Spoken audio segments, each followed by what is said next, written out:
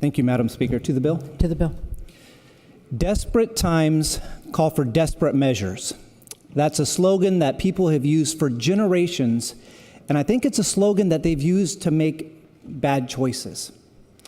And this, I believe, could be one of those bad choices. There are a lot of things that I will agree with that have been said today. We have serious issues. In fact, to say we have housing issues really doesn't do it justice.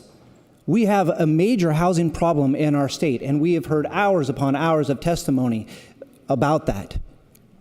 And I'll give you that one. We have a problem with rising and rapidly rising rent prices.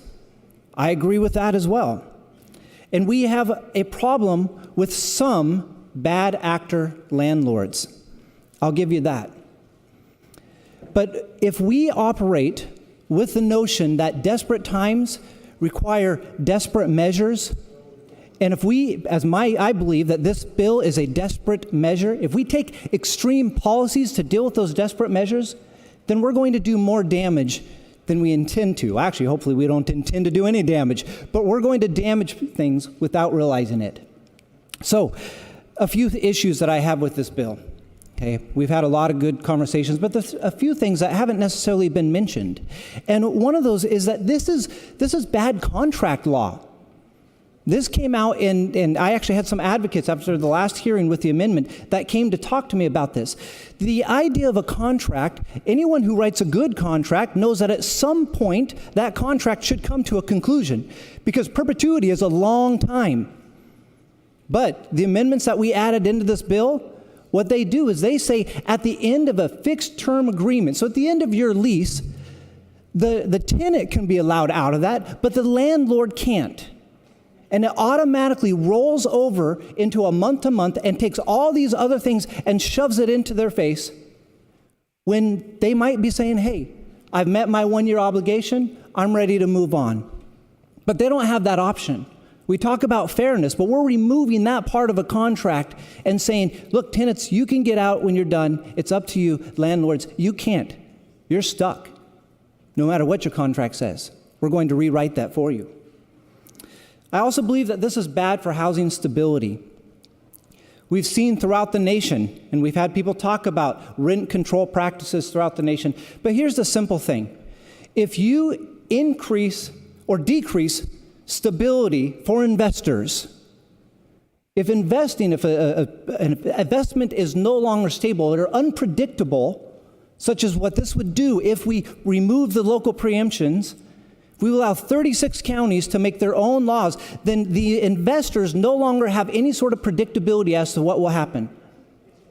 What's to say that in a couple weeks, in a couple months, that someone won't follow San Francisco and say a reasonable rate of return is 2.2%?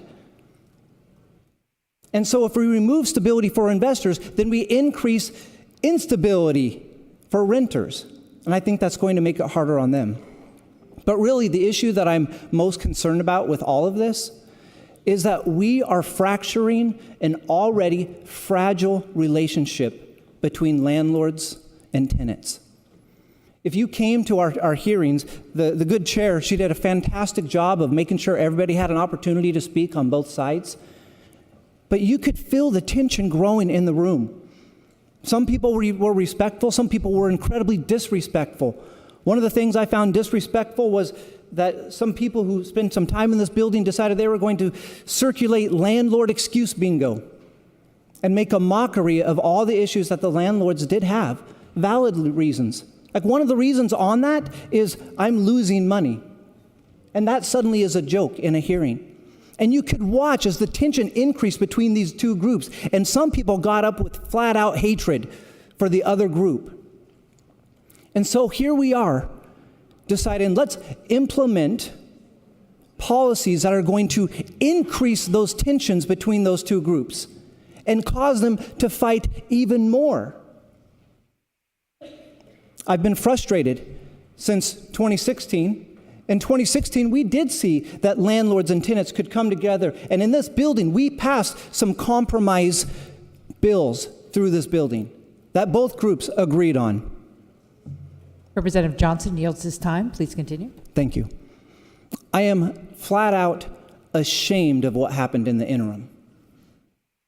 Our landlord-tenant coalition that we normally run these things through disbanded.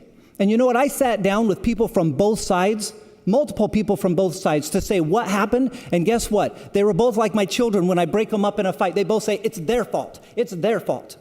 You know what? They needed to grow up and get it together and figure out something that we could all get behind, which is what's happened historically, but that's not what's happening with this bill. And so instead, we're seeing in this desperate time that now landlords feel like they are going to have to take desperate measures. The number of calls that I've received from landlords freaking out about this because they don't know if their investment is sound anymore. Not just the no cause. That's a smaller issue to many of them. But the issue of who knows what a reasonable rate of return will be next week or next month or next year. And how can I trust my retirement to that? And so our desperate or extreme actions in this building are going to lead to desperate measures desperate measures from landlords, in my opinion. And I think that this bill, it fails in the area of good contract law. It fails to bring stability to the housing market. And it fails to bring Oregonians together in unity. And instead it divides us. And I think it's time that this bill fails right here and right now.